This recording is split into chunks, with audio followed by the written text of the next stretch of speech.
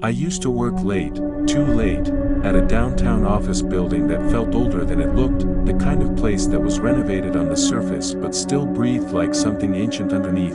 Every night, after everyone left, I'd lock up my floor 6, and take the elevator down to the lobby. That was my routine for 3 years, until last Thursday that IT was just past 11 p.m. when I finished updating reports. The office lights hummed softly. I shut my laptop, stretched, and glanced out the window. The city looked like 1,000 blinking eyes watching from the dark that I pressed the elevator button. The doors opened with their usual sigh that I stepped in, hit L, and leaned against the wall.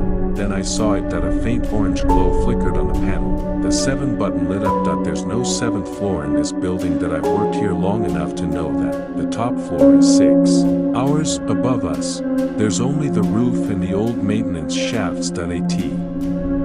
First, I thought it was a glitch, maybe a short circuit that I even chuckled quietly, shaking my head, but then, the elevator started moving up, not down. Up. The display blinked from 6 to 6 1/2, then to 7. That I felt a drop in my stomach. The air changed, heavier, colder. The fluorescent lights inside the elevator dimmed to a dull yellow.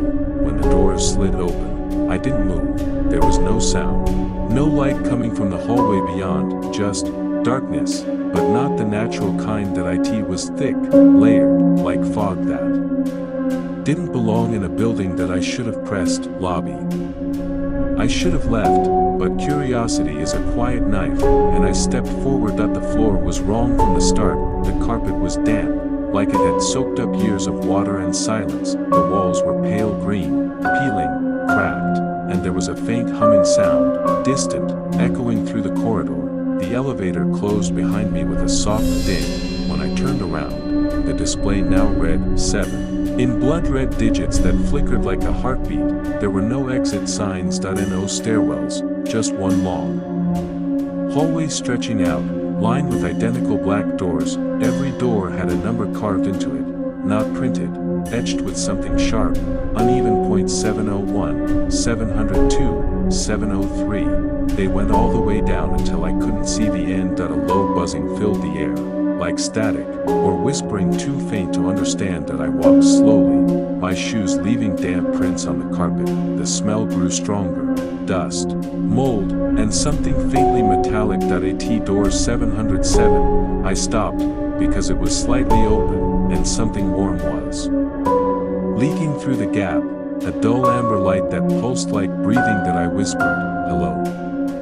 No answer. That I pushed the door open. That the room was small, dim, and filled with old office furniture, broken chairs, stacks of paper, a flickering lamp. On the far wall, a single mirror hung crookedly, and in front of it, a desk phone rested, its receiver off the hook, emitting a slow, rhythmic tone. The lamp flickered again, and for a moment, I thought I saw movement in the mirror. A reflection that didn't match my posture. That IT stood a little straighter, closer to the glass. That I reached for the phone, intending to hang it up, but before I could touch it, a soft click echoed through the speaker. Then, a voice. That IT was my own. "Don't go back to the elevator," it whispered. That I froze. The air grew cold enough to see my breath.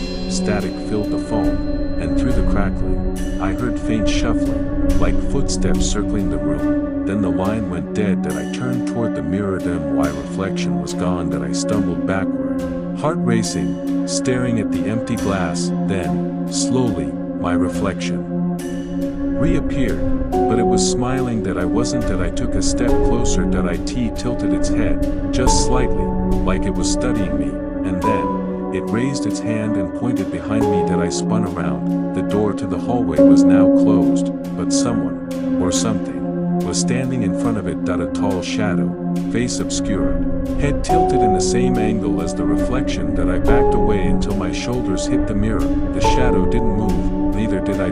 For a long, unbearable moment, the only sound was the faint hum from the elevator shaft somewhere behind the walls. Then the shadow stepped forward. That I ran. That I tore the door open and bolted down the hallway. The carpet squelched under my shoes. The air felt heavier with every step, like running underwater. Doors started shaking as I passed them, thumping, banging, as if something inside wanted out that I didn't look back, that I just ran toward where I thought the elevator was. When I reached it, the panel light was still glowing 7. That I hit the L button again and again. Desperate, the doors opened, but instead of the elevator, there was another hallway, exactly the same doors. Same smell, except this one ended with a mirror, and in that mirror, I saw the elevator behind me, only. I wasn't in it. The realization hit like ice water. The building wasn't built with a 7th floor. That I hadn't gone up, that I had gone elsewhere. The mirror rippled, just slightly, like liquid. Then the reflection of the elevator door began to close. That I shouted, "Wait," and sprinted toward it. But I didn't reach metal. That I hit glass. The mirror cracked where my hand struck. Behind the fractures, faint red light glowed through. Like veins under skin. From the other side, I saw movement.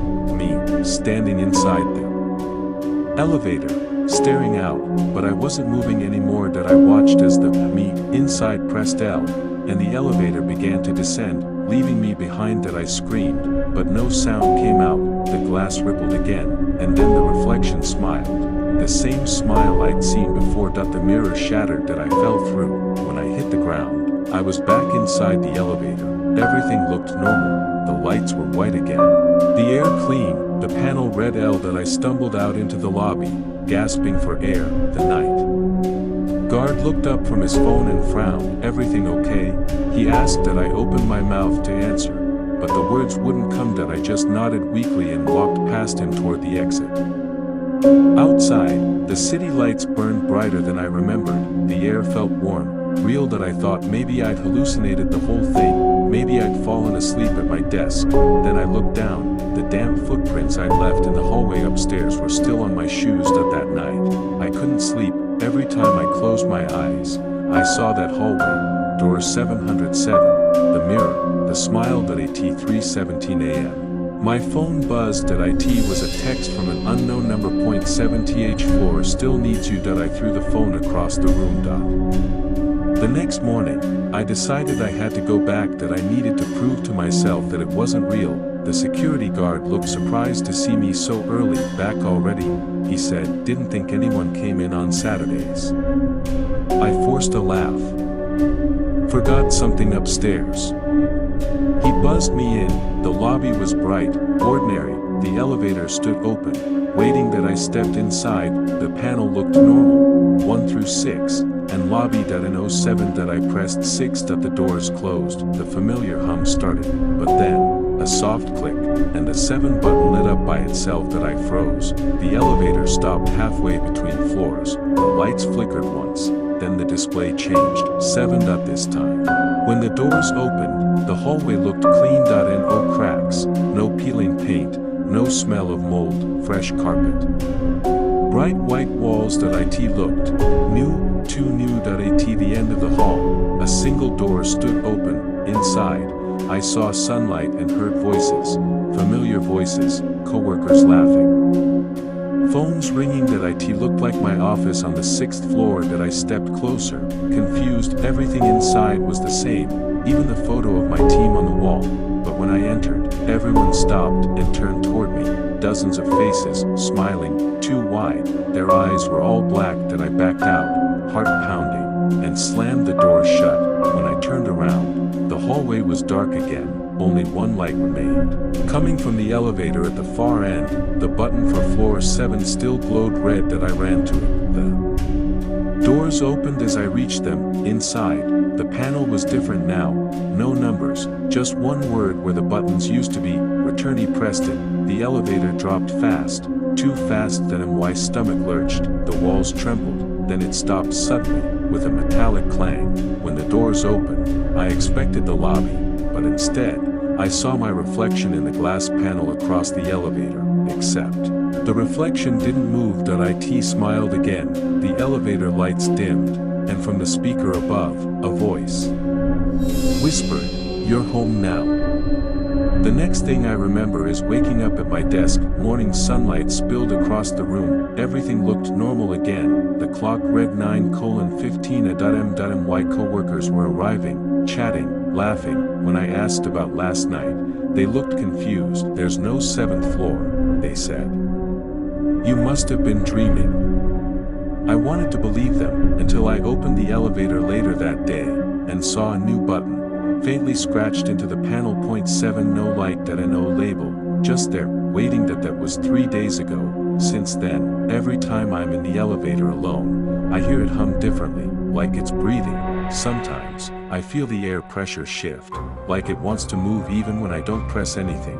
And tonight, as I'm leaving work again, the button for floor 7 is glowing softly. That I swear I didn't touch it, but the doors just closed behind me, and now the elevator's moving up.